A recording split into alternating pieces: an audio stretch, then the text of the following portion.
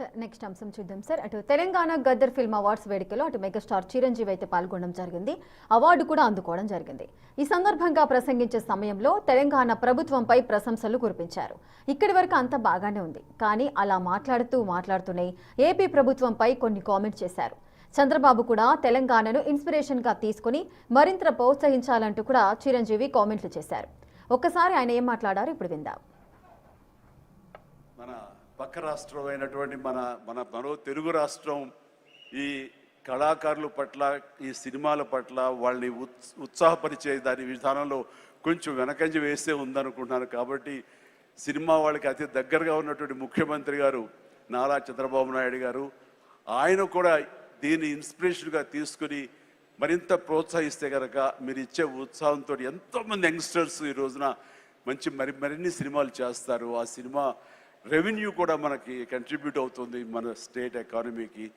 అది కూడా ఒక ఆలోచన పెట్టవలసిందిగా వినమ్రంగా ఈ వేదికని ఇచ్చే వారికి విన్నవించుకుంటున్నాను.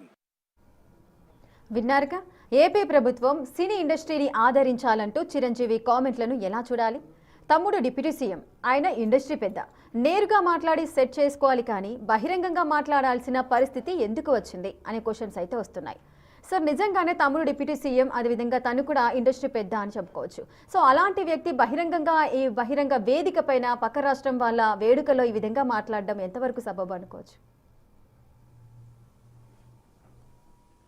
అంటే చెప్పుకోవచ్చు అని కాదు, ముమ్మాటికి ఇండస్ట్రీ పెద్ద, దాంట్లో ఎవరికి డౌట్ ఉండాల్సిన అవసరం లేదు. ఈరోజు తెలుగు సినీ పరిశ్రమకు పెద్ద దిక్కు చిరంజీవి.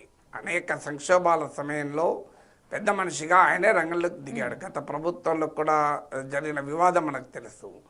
సో ఆయన చెప్పవచ్చు కదా. ఇప్పుడు మీ క్వశ్చన్లో ఉన్నది ఏంటంటే, ఆ తమ్ముడు డిప్యూటీ సీఎం, చంద్రబాబు నాయుడు తమ్ముడు అవసరం కూడా లేదు. చంద్రబాబు నాయుడుకు చిరంజీవి తెలియదా? ఇప్పుడు ఈ తెలుగు నాట చిరంజీవి తెలుగును వాడవాడు ఉంటాడా? చిరంజీవి వస్తే సాదరంగా ఆహ్వానించని తెలుగు గడప ఉంటుందా? సో చిరంజీవి ఎవరింటికి వచ్చినా ఆనందంగా సాదరంగా, అది ముఖ్యమంత్రి కానీ అతిపెద్ద పారిశ్రామికవేత్త కానీ ఎవరన్నా కానీ చిరంజీవి ముఖ్యమంత్రులు మారవచ్చు, చిరంజీవి మెగాస్టార్ అయితే చిరంజీవినే ఉంటాడు కదా. సో చిరంజీవి పొజిషన్ ఏం మారదు. మీకు ముఖ్యమంత్రులు 5 ఏళ్ళు ముఖ్యమంత్రి ఉండొచ్చు, 5 ఏళ్ల తర్వాత ప్రతిపక్ష నేతగా ఉండొచ్చు, కానీ చిరంజీవి కళ 5 ఏళ్ళకోసారి మార్పే ఉండదు. ఆయన శాశ్వతంగా మెగాస్టార్. అందువల్ల చిరంజీవికి యాక్సెస్ లేదని కాదు. మరి ఆయన అయితే మీరు అడిగిన క్వశ్చన్ ఏంటంటే, ఆయన బయటికి ఎందుకు చెప్పాడు అంటే, చెప్పాల్సిన పరిస్థితి రావచ్చు. బహుశా అనేక సార్లు అంతర్గతంగా చెప్పి ఉండవచ్చు, చెప్పలేరని మనం అనుకొని బయటికి ఎందుకు చెప్పాడు అని కామెంట్ చేయకూడదు. చెప్పి ఉండవచ్చు, పని జరగలేదు కనుక బహిరంగంగా అప్పీల్ చేస్తానన్న ప్రెషర్ పెరుగుతుందని అప్పీల్ చేయవచ్చు.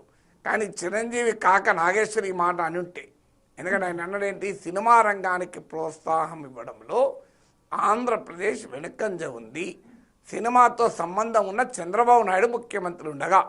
ఇది చాలా పెద్ద కామెంట్. ఈ కామెంట్ నాగేశ్వర్ అంటే, జగన్ డబ్బులు ఎన్ని ఇచ్చా నీకు, జగన్ పేటీఎం నువ్వు అని చెప్పి కామెంట్లు వచ్చేది. మరి చిరంజీవిని అనగలుగుతారా? చిరంజీవి అనే దమ్ముందా ఎవరికైనా?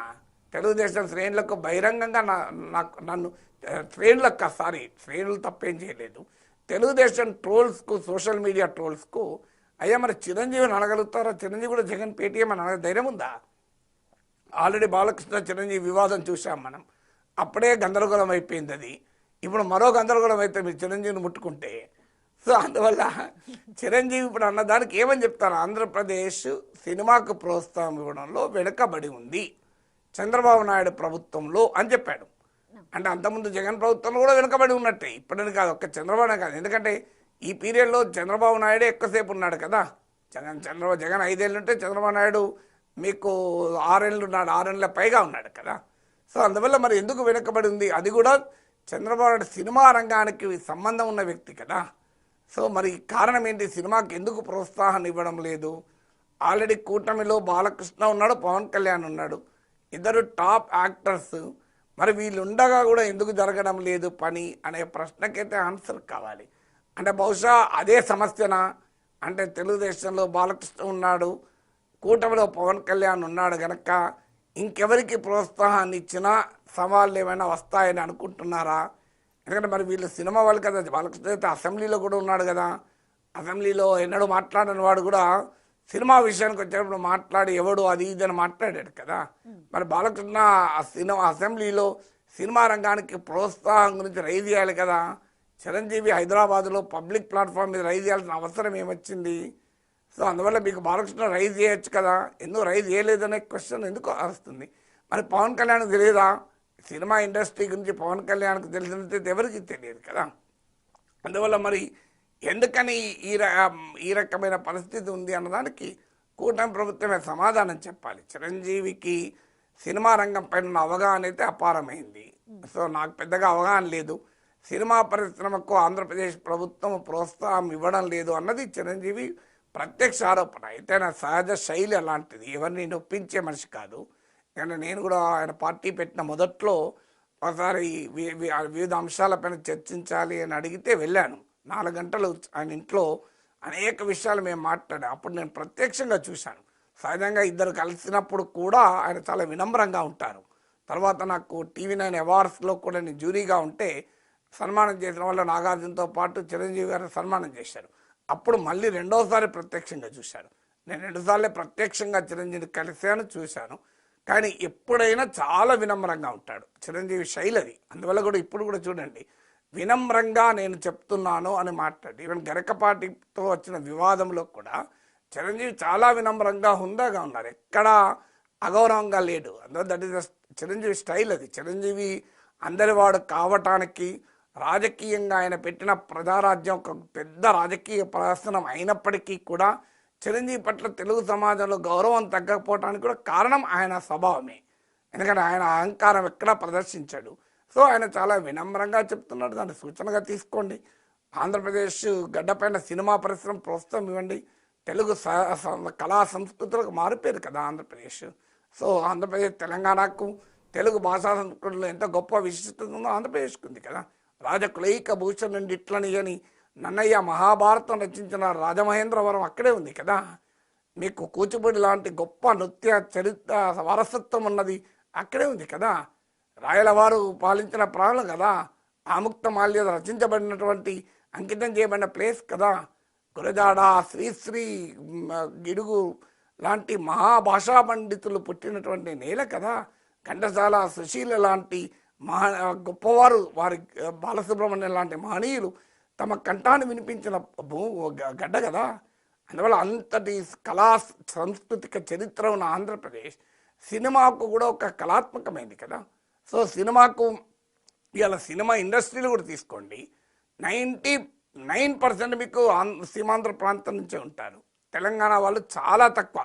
విజయ్ దేవరకొండ ఇట్లాంటి వాళ్ళు ఈ మధ్య వచ్చారు తప్ప ఇక తెలుగు అసలు తెలంగాణ ప్లేసెస్, తెలంగాణ పండుగలు కూడా సినిమాలో కనిపించేవి కాదు. తెలంగాణ వచ్చే వరకు కూడా బతుకమ్మ పండుగ ఎన్నడూ కనిపించేది కాదు. సో అందువల్ల ఈ విమర్శ కూడా తెలంగాణ ఉద్యమ టైంలో ఉండేది. అందువల్ల ముఖ్యమంత్రులు అత్యధికంగా సీమాంధ్ర ప్రాంతం నుంచే ఉన్నారు. తెలుగులో హీరోలంతా అక్కడి నుంచే ఉన్నారు అత్యధికంగా. డైరెక్టర్లు అందరూ అత్యధికంగా ఉన్నారు. కథలు రాసేవాళ్ళు, పాటలు రాసేవాళ్ళు అందరూ అక్కడి నుంచే ఉన్నారు కదా. అయినా మరి ఆ ప్రాంతానికి గౌరవం ఎందుకు సినిమా ప్రమోట్ చేయలేదంటే దానికి ఆన్సర్ ఉండాలి కదా. కారణం ఏంటంటే రాజకీయ నాయకుల డబ్బంతా హైదరాబాద్ చుట్టుముట్టు ఉంటుంది. భూములల్లో, పరిశ్రమలలో, హోటళ్ళల్లో, రెస్టారెంట్ల, బిజినెస్లలో. అందువల్ల రాజకీయ నాయకులకు జన్మభూమి పట్ల అంత ప్రేమ ఉండదు, మనకు చెప్తారు ఉపన్యాసాలు. సో అందువల్ల వాళ్ళ వ్యాపారాలు, వాళ్ళ ఆస్తులు, వాళ్ళ అన్నీ హైదరాబాద్ ఉండడం కూడా వాళ్ళంతా హైదరాబాద్లో పెట్టుబడి పెట్టారు. అందుకే మీకు ఆంధ్రప్రదేశ్లో ఏ ఒక్క నగరం కూడా ఇంత మహానగరంగా ఇన్నేళ్ల తర్వాత కూడా అభివృద్ధి కాకపోవడానికి కారణం అదే కదా. అందువల్ల సినిమా రంగానికి కూడా మరి తప్పనిసరిగా ప్రోత్సాహం. నేను ఎప్పుడు చిన్నప్పటి నుంచి వింటున్నాను, విశాఖపట్నంలో ఐటీ రంగాన్ని అభివృద్ధి చేస్తాం, సినిమా రంగాన్ని అభివృద్ధి చేస్తాం. నిజంగా విశాఖ అద్భుతమైన ప్లేస్ కదా సినిమా అభివృద్ధి చేయడానికి.